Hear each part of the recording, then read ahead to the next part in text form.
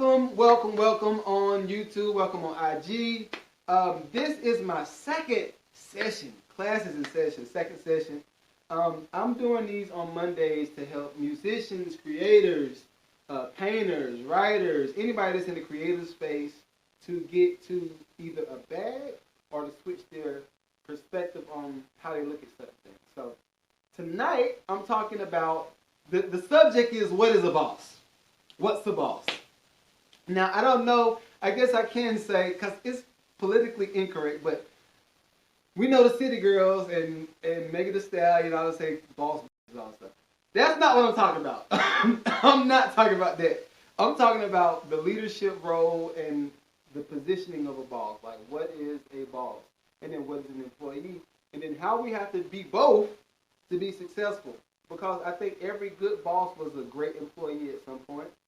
And it just is, it is what it is. If you're a terrible employee, then nobody is going to want to do no business with you, and nobody's going to want you around you. So, anyway, all right, so I am having notes. What is a boss? Boss, and this is my definition, right? I'm not looking at Webster. I'm not looking at any of the online platforms for my definitions. These are my definitions. So, take it with a grain of salt. It is what it is. But the responsibility of a boss. The boss is responsible for everything.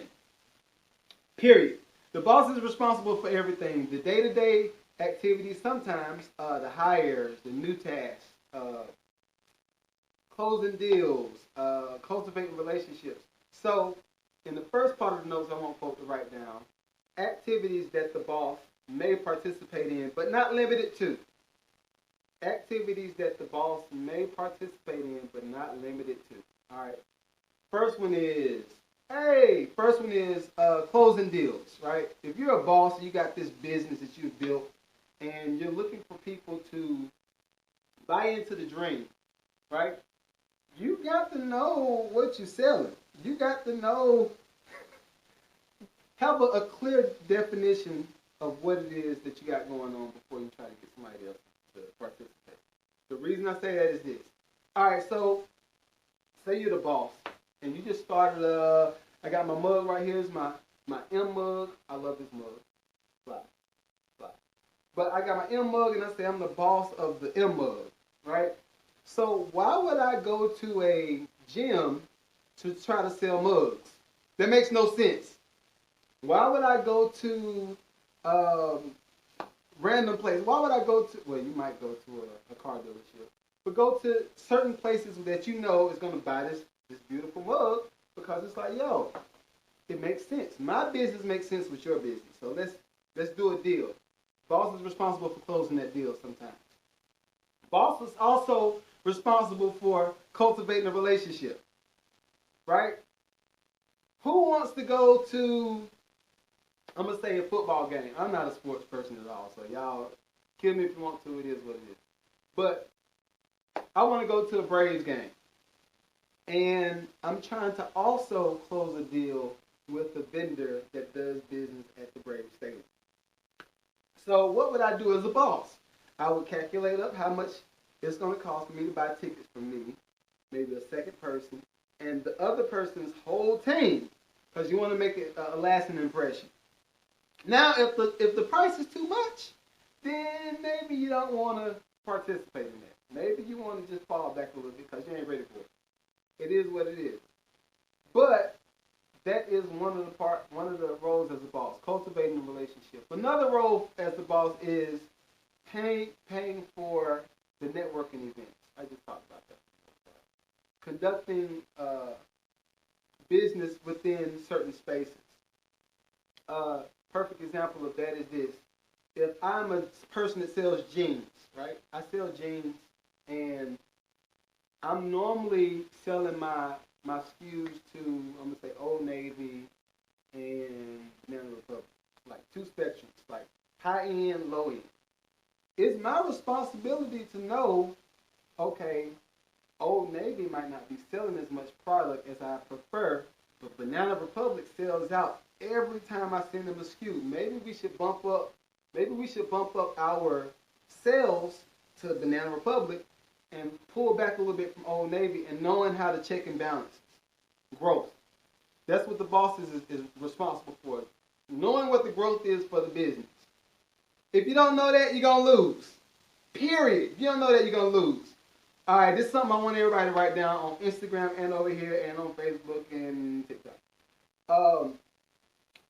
Write this down. If my business fails, it's my fault. It's not my team's fault. If my business wins, it's because all of our efforts put together made that win happen. I say it again. If my business fails, it's my fault. Not my team's fault. But if my business wins, it's because all of our efforts put together. Perfect example of that is what we just watched Sunday. What we just see, Cowboys versus the 49ers. Now, we all know what the outcome was. They probably leaned those down a little bit too much, but it didn't work out. It was a little shaky. And I think that's because they all depended on him to throw them touchdowns, and they thought that, he was going to show up. He didn't show up. Guess what? They're out. They're out. So I think as a boss, you have to understand, okay, yes, you do have to put your responsibilities in certain tasks on your team. But if you don't put those tasks on them and you try to do it yourself, it might fail because you try to take on too much. I got another example. So when I first started into my handyman business years ago, after my Grammy, after all that stuff, started my handyman business. And in my handyman business, I wanted to do everything. The first house that we got, it was a flip. And keep in mind, I'm used to making, I'm going to say $500 a week, maybe $1,000 at that. But at the time, I was like, all right, so this is my first big flip as a contractor. First big flip as a contractor, I'm going to make a bag. This is a bag. So I priced the property out for me to do all of the work. Smart, right? The smartest thing ever. Price the property out for me to do all the work. And I said, you know what? We'll get this done in a month. We'll get this property done in a month. 4 weeks tops at the most. Saw that big number. I think the number at the time was $30,000, $33,000. That's somebody's salary for the whole year, right? That's how I was thinking.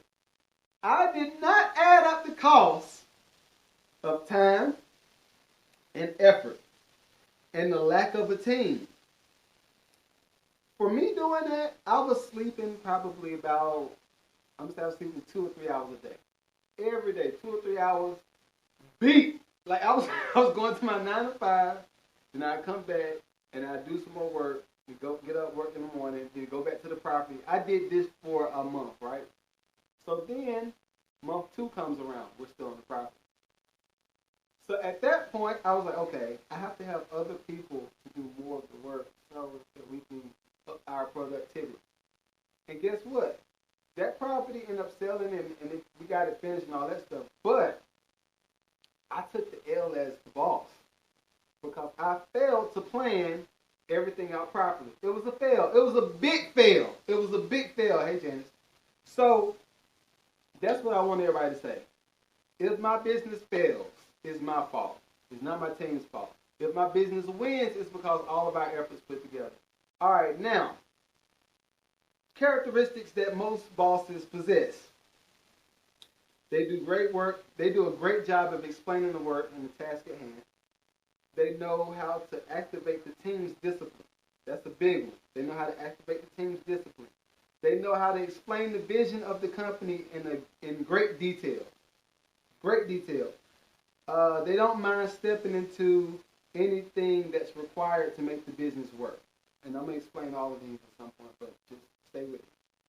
They also know how to pivot quickly with minor injury. They just know how to pivot. It is what it is. Also, they care about the well-being of the team and the network of people that's around them. It's just the way it works. What happens is a lot of the times people do, I'll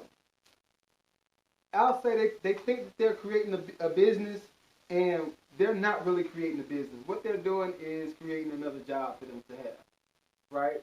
They're not creating nothing that's sustainable for a long period of time, right? So that's what I want people to try to hone in on. Like, they, as a boss, everything's gonna fall on you. If you shy away from the responsibility, you're gonna lose. All right, give me a second, y'all. I'm sorry. Give me a second.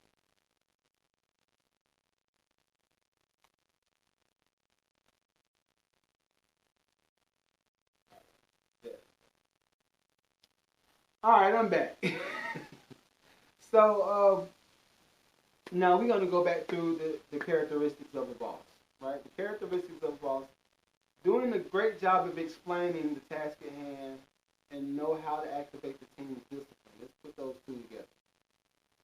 When you're the boss, you have to know what type of personalities that you're working with. You can't just put everybody in one group and think that your team is going to win.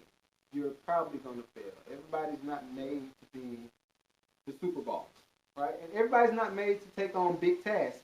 Some people might be good at cleaning up, period. Some people might be good at doing paperwork.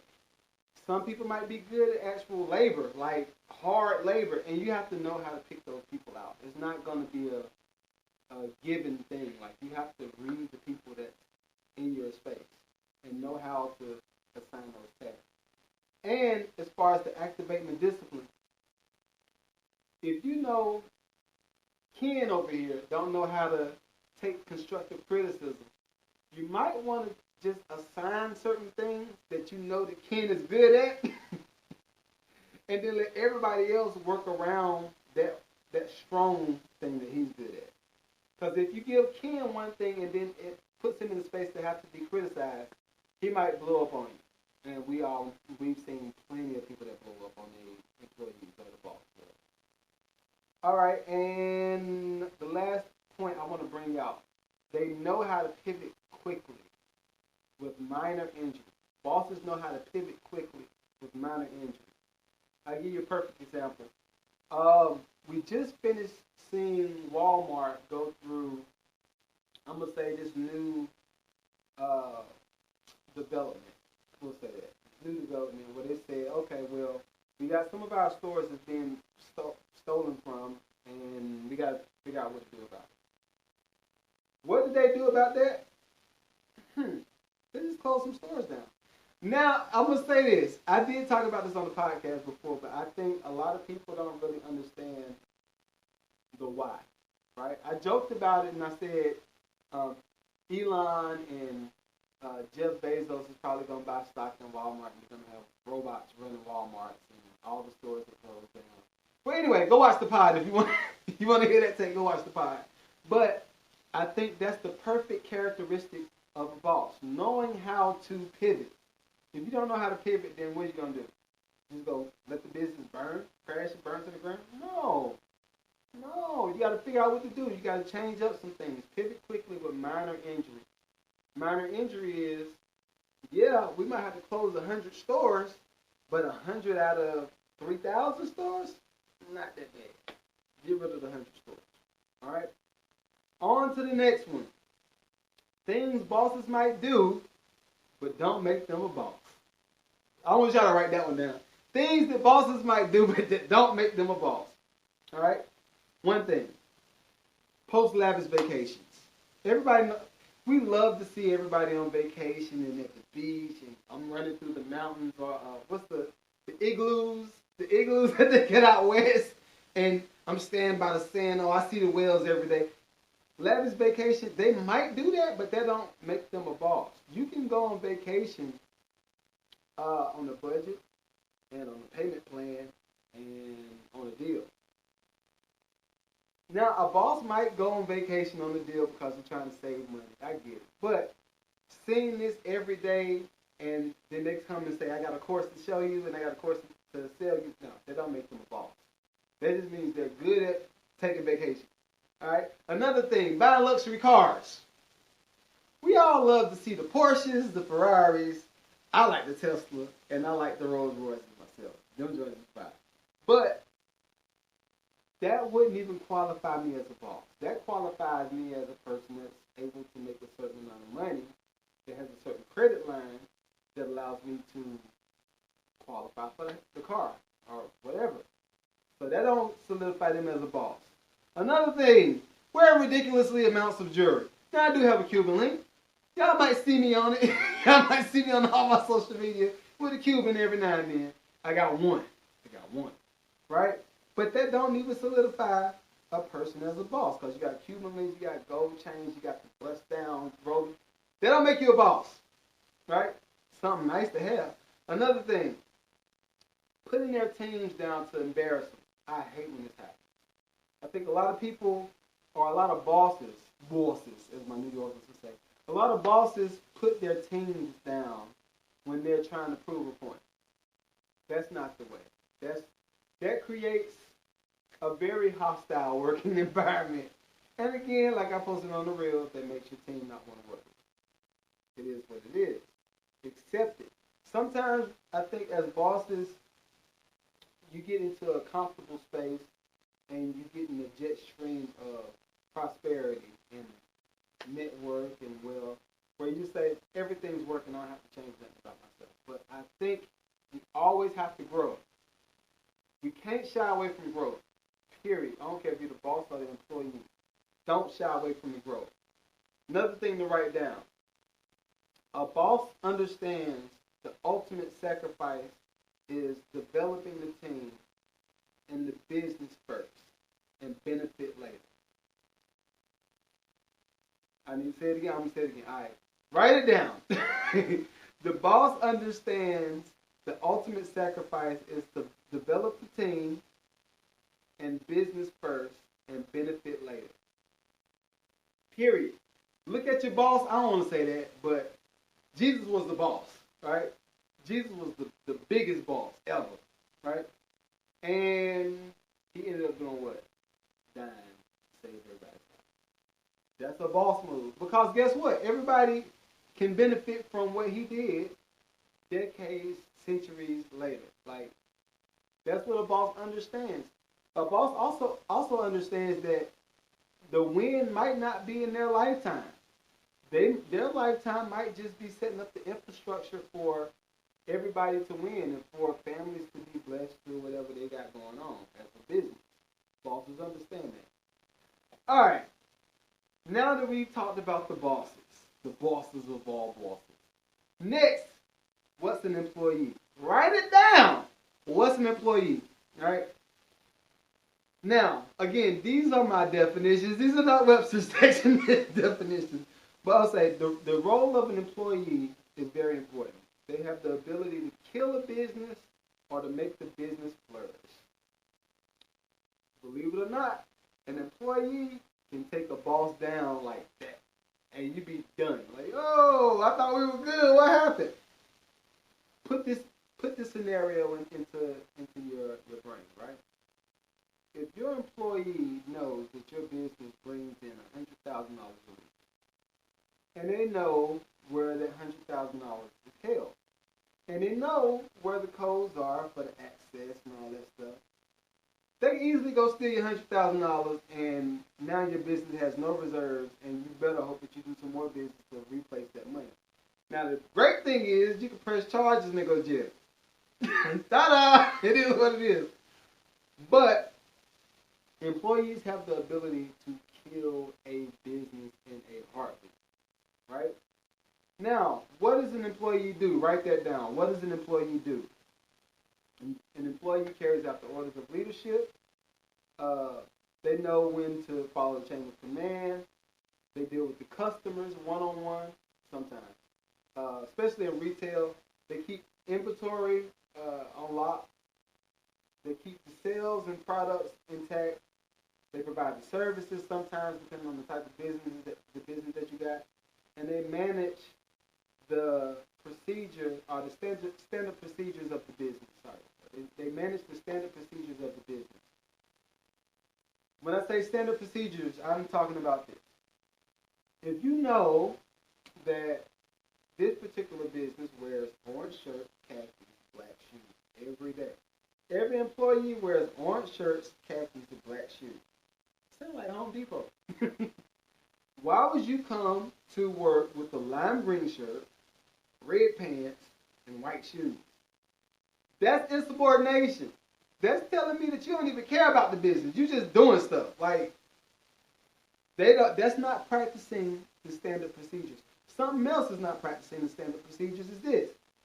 If you know the business opens up at 6 o'clock in the morning, and you show up at the store at 6 o'clock in the morning, how you going to open on time?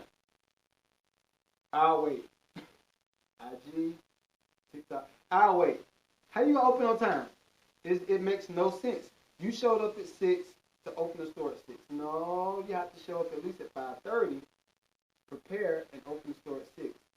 Then if you have other things like blocking, when I worked at Blockbuster, we had to block the shelf. I don't know if y'all know what that is. Like, so when I was in high school when I worked at Blockbuster. Like, I learned early how to work hard. But anyway, we had to get up. We had to get in. I'm gonna say probably about 12 o'clock at night, whatever. And after the store closes, go through all the shelves and make sure that all of the discs were faced right, or the VHS until my age. But so that the VHS or the discs were faced up, right? And if any of them were faced all the way back in the shelf, we had to bring them up, block them, and make sure everything was flat and it looked pretty. So next time somebody comes in to rent a video, everything looks beautiful. That's a standard operating procedure. Something else is a standard operating procedure for a business. If you know that, like Home Depot, y'all builders are funny. Y'all taught me the wrong way, but I get it. But standard operating procedures for Home Depot, I think you got 30 days initially, then you got 60 days to return your product, as long as you got a receipt or you got the card that you bought it on. But if you don't have the card or you don't have the receipt, then guess what you get? You get a store credit. That's a standard operating procedure, because that means it won't variate. The return won't variate between different people. It won't variate. That means every time somebody brings something to Home Depot, you know off the rip that, okay, I'm gonna either give them a return on store credit, I'm gonna give them the money back on the debit card, or we got to figure out what else we need. That's just how it works, right? Standard operating procedures for business. That's what that is. All right. So we talked about what the employees do. Let's talk about what the employees should not do. And I promise you, what up, Team Fitness, what up? But I promise you, it's going to make sense. What employees should not do. Complain about leadership decisions, right? If this is your business, and I always love to put things into the other person's court. So if this is your business and you say, all right, well, look, for the month of March, I'm going to use Team Fitness, for example. For the month of March, we're doing all personal training for $50 a head a week. And that's what we're doing for the month of March, right? And then an employee of yours comes in and says, well, no, we're not doing 20, we're not doing that. We're doing $100 a month. We're doing $100 a week, so I can take something off the top of it. That's stealing. That's stealing. I don't care how you look at it, that's stealing, and that is fighting a decision that the boss made. You're fighting, right? Something else that employees should not do. Talk about the company's secrets on the public forum. Now, I work for a company, I work for a few companies, and one of the things that they've added into certain bylaws is don't post about our stuff on Facebook or Instagram or YouTube or LinkedIn or wherever you post your content. Don't talk about us when you posting your stuff. Talk about you. And then when you do something, make sure you reflect our business, because anything that you do, when people know you work for us, it's going to make us look bad. Don't post about our company or anything negative pertaining to anything remotely close to us on the public forum. Don't do it, because guess what? You're done. Get fired. Stealing from the company, we already talked about that. Talked about bad business dealings with others and people connected to the company. Perfect example of that is this. If you have a vendor, and I can't use like specific examples because I got a lot of them. But if you have a vendor that said, this month I'm gonna charge y'all $50,000 for all inventory because we have a hike on product, whatever. And then you go to your family members, you go to your friends, and you say, you know what? They just charged us $50,000 extra. It ain't your business. You're an employee. Don't talk about that. That ain't nobody else's business but yours and your employer. If you do, it might be what? Grounds for termination. Remember, write that down. Grounds for termination, because that's another point I want to talk about a little bit later. And the last one is show up late every day. Integrity. Integrity. Like, why would you show up late for something if you got a job there? I like to put things into perspective. Say your job gets taken and you need income. You're trying to figure out how to pay your bills. You got gas. Gas is expensive too. Gas is expensive. Food is expensive. Eggs is $12 right now. And you're trying to figure out how you're going to pay for your stuff. Guess what? You showed up late every day for work. It's a record of that. You got a roll. Eric, this day, Eric came in at 5:30. He's supposed to come in at 5 o'clock. How many times you got to be late? 30 minutes every day. You late. Hey, you late. You know what? You don't respect your job. We'll find somebody else that want to show up on time. That's how that works. All right, now write this down. As an employee, if I'm not a responsible employee, I'm not going to be a responsible boss. That hits. Write it down. If I'm not a responsible employee, I'm not going to be a responsible boss. Think about that. So if you treat everything that you do now as an employee with low integrity, not no integrity, low integrity, and somebody comes up, say you start winning in the next 3 years. Shout out King Liv. Say you start winning in the next three years, right? And then you get an employee that treats your business just like you treated your boss's business. What's gonna happen? You're gonna be going back and forth with your employee like, yo, why this mother don't want to do right? Why don't want to do right? Write this word down. Write this word down. Reciprocity. It's gonna come back around. Or write this down. Karma. It's going to come back around. Like, how you treat somebody else's business is how they're going to treat your business in the long run. Now, I pray to God, like, knock on wood, I ain't had no bad tenants or no bad renters or none of that kind of stuff. But in my broke day, that was a terrible renter. I'm gonna get it to you like 2 weeks. 2 weeks come. All right, give me like 1 more week. No, 1 more week come. All right, I need like 2 more months.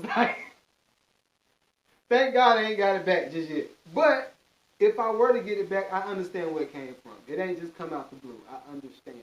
Like, that's how things work. All right. Now, how you treat somebody else's business is the training grounds for how you're going to treat your own business. You showed up late for your employer's business or your boss's business, my New Yorkers. Then prepare. You're going to show up late for your own business. You're not going to know how to pivot. You're not going to have no type of discipline. It just is what it is. Own it. Own it. All right, last few things. Write this down. If I work hard to grow someone else's business, I can expect someone else to work hard to grow my business. And I stumbled over that, so I'll say it again. If I grow someone else's business, I can expect someone else to work hard to grow my business. It all is hand in hand. And I want to talk about this because I notice a lot of musicians, I notice a lot of, more so musicians, y'all sometimes, but I notice a lot of musicians in the church space and in gig world show up late for stuff. And then we wonder why we lose gigs, or we wonder why nobody wants to deal with us. This is why. You didn't learn the fundamentals of being a good employee. Right? And then going back to the boss stuff, knowing how to develop your team and your business first and benefit later. We got so many bosses that's out here right now that's creating businesses, and the business might be doing good, but you don't care nothing about the people that work for you. So why would they care about your stuff?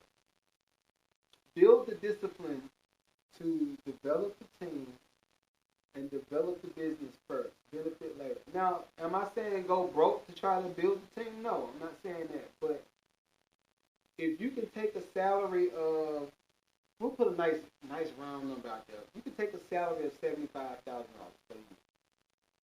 That's good money. And your team can make $30,000 each. That's you building your team up and you showing them, look, I respect what you are, I respect what you bring to the table, and here's a decent little salary for you to start. And as you grow, they grow, the business grows, then you can start franchising, you can do all that good stuff. But if you say, well, instead of paying you $30,000, I just pay you $10,000, and I take $95,000 because I just want it. I want to get the bus down, and I want to get the Rolex, and I want to get all this stuff. And, that's not acceptable at all. So bosses, I hope you learned something this evening. Oh, last thing I want to say. Write this down. These are the things that will fuel your future: discipline, character, and relationships. Things that will fuel your future: discipline, character, and relationships. Without those three things, you're probably gonna fail. I'm just saying, and I'm telling you that with all the love, Uncle Nito love. If you don't have discipline, character, and relationship, you're gonna fail. That's the fuel to your future. What happens is a lot of times with us people in the creative space, we feel entitled to the win, right? Because we put in so much time, we put in so much effort to get to a certain point, and then once we get there, we feel like, oh man, I deserve it. I deserve to take whatever money I need to take because I work for it. No. Once you get to that win, that real strong win that you know you work hard for, that's just the beginning. I'm sorry. Listen, I'm a person. What's the first Eminem check? I always talk about the check. It's $27,000. Make $27,000 for the first Eminem placement, and we had to break that down. And me having joy, like, oh, we won, because I had worked for, I'm gonna say 8 years before that to try to get to a Lil Wayne, Jay-Z, Eminem, Drake type of level of artist. I worked years to get there, right? When the money came, what'd I do? Now, to my defense, I was in some team building. I was on a team building thought pattern. I was there. But I did not know how to go about doing it the right way. I did not think about building my credit. We're going to talk about that too. Maybe next week, we'll see. But I didn't know how to build my credit. I didn't know about cash flow. I didn't know about wins and losses, checks and balances. I didn't think about taxes. All right? Think about none of this stuff. I was just like, you get a man. I was Oprah. I felt like, you get a MacBook, you get a MacBook, you get a MacBook. Because I've always loved people, and I've always loved development, and I've always had my eyes on this big project. So I want to make sure that everybody else gets in that space. Right? Win for you, true. But win for your team. Make sure your team wins. Last time, write it down again before I end. Discipline, character, and relationships are the fuel to your future. Also, I did not say it last time. Y'all reminded me. Thank you for reminding me on IG, Facebook, and wherever y'all listen. If you want me to coach you, and you want some one-on-one coaching, hit me up at Magneto7 Booking. MAGNEDO number 7 Booking at gmail.com. I'll say it again. I put it on the bottom too. Magneto7 Booking at gmail.com. Also, make sure you follow all of my pages. Magneto7 on Instagram, Magneto7 on TikTok, Radio 7 on Facebook. Mad Lucrative Network on YouTube. Make sure you follow me. I appreciate all of y'all. Y'all are great. Y'all are great. Instagram. Y'all been a little bit lame tonight, but it's cool. Facebook, thank you. Until next week, maybe next week, we'll see. I will see y'all then. Be a bar. And employee at the same time. All right, peace. Christopher, you're late. Yeah, I just did that whole class, and I did not run microphone at all. I got the mixing board and everything set up, and I did not run it. No idea. It's going to be just like the other class. Vinciana comes downstairs naked. My youngest comes downstairs naked. And gets like right by the, I'm like, I did good last week without having to do any edits, but it is what it is.